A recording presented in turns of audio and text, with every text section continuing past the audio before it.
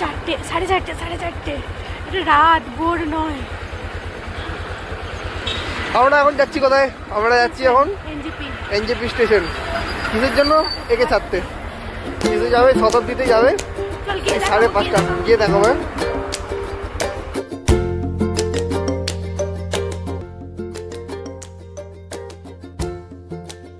তুই কেন এত ব্যাগ নিয়েছিস?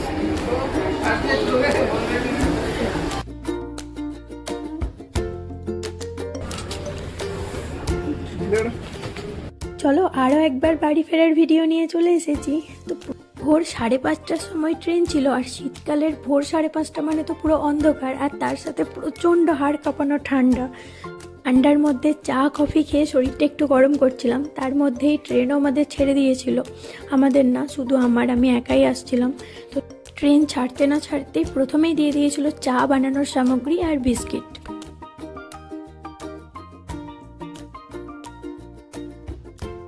এরকম করে কি চা খেয়ে পোষায় এত ঠান্ডার মধ্যে? কিন্তু আমি ওই গরম জলের মধ্যে সব কিছু গুলে নিয়ে একটু চা খাওয়ার চেষ্টা করছিলাম। তারপরেই চলে এসেছিল গরম গরম ব্রেকফাস্ট। তো ব্রেকফাস্টের মধ্যে অনেক কিছুই ছিল। ব্রাউন ব্রেড ছিল, ওটা একটা ডিম ভাজার মতো ছিল, আরও কিছু ছিল হয়তো, আমি ঠিক বুঝতে পারি। আর ব্রেকফাস্ট হয়ে যাওয়ার পর আরও একবার চা খাওয়ার জন্য গরম জল দিয়ে গিয়েছিল। প্রথমের দিকে এত কুয়াশা ছিল যে ট্রেনটা একদম ধীরে যাচ্ছিল। তারপর যখন বেলা 10টা, তখন রোদের মুখ একটু দেখতে পেয়েছিলাম।